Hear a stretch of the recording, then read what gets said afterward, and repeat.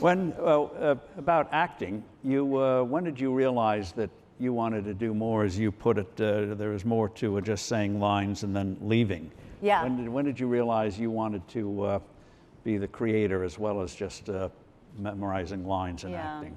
Well, and Housewives and Desperate Housewives, Desperate Housewives was a decade of my life. It was 10 years of going to work at the same place. And I remember going to work and standing in a mark and saying my lines and then leaving and just not feeling like I was reaching my full potential, using every tool in the toolbox. When did you decide, doing that you were going to treat this as a sort of a business school? You're going to use this opportunity to learn the business, not just do the job of the acting, but get more out of it. Yeah, it was actually early in Desperate Housewives. It was maybe the second year, and I just I was more interested in the business side of our industry, like how are TV shows made, and who are all those people standing behind the monitor, and who hired me, and then who hired them that hired me. And I just was always fascinated with the business side, and decided, I want to know more about this. So I used Desperate Housewives as my film school, and then once I started producing. So how did you make that breakthrough? You just do it. People always ask that. They're like, what was the one thing? It wasn't one thing. It was 100 things. I produced a little comedy show at an improv, and then I produced a documentary that we just ran around and shot stuff, and then it's just you build and build and build. When people say, I want to direct, I go, shoot something on your iPhone. Do something. I want to teach. Go teach, your neighbor's kid math. Like whatever it is, just do it. Just go out and do it. And it's like Malcolm Gladwell's 10,000 hours, right? And Outliers. It's like if you just keep doing it long enough, you become an expert at it. And I think that's what happened. Plus, I think women are natural producers because producing is problem solving, multitasking, dealing with crybabies, it's like babysitting other people, babysitting this argument, putting out that fire. And I go, oh, so this is what women do every day. Women are producers in their natural lives. We are CEOs of our homes.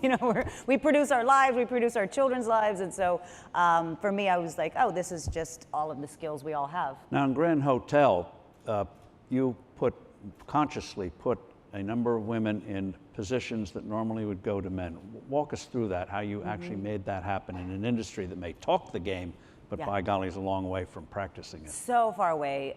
People go, but we're headed in the right direction. Actually, the number of female directors of big franchise films has dropped.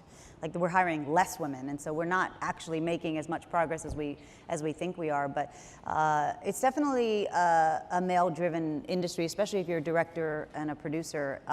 But with Grand Hotel, as I was the producer, as we started to crew up, hiring everybody, which is like 300 people you get to hire.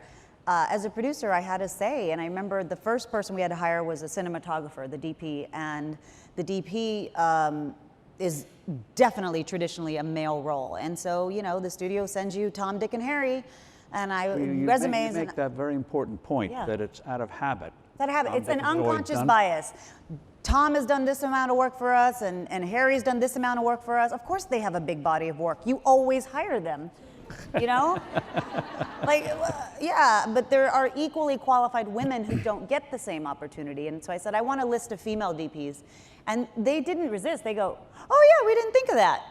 And so they gave me the list of female DPs. I interviewed the female DPs, and not only did we hire the female DP, she was the best person for the job. And that's a unicorn to have a female cinematographer. So we hired her. Then what happens is she ended up hiring women in the camera department, a female camera assistant, a female loader, a female grip, and it trickles down. And then with our directors, we only have so many slots. We had 13 episodes, and of the 13, you hire 13 directors, and I said, we're gonna fill those slots with women first. Women first, they get the slots. We filled up 7 of the slots, and we ran out of women, only because they were working and we couldn't, and that was great that we had a big majority of women. We had a stunt coordinator scene. We needed a stunt coordinator, and they sent me, Tom, Bob, and Dan, and I was like, are there any female stunt coordinators? And they go, oh yeah, we didn't think of that. They send me the list. We hire a female stunt coordinator, a predominantly male job. So when you're in a position to make change, you have to consciously do that with the lens of equity. Because I think right now what happens is it is an unconscious bias. We just hire the people we always used to work with, and we should change that.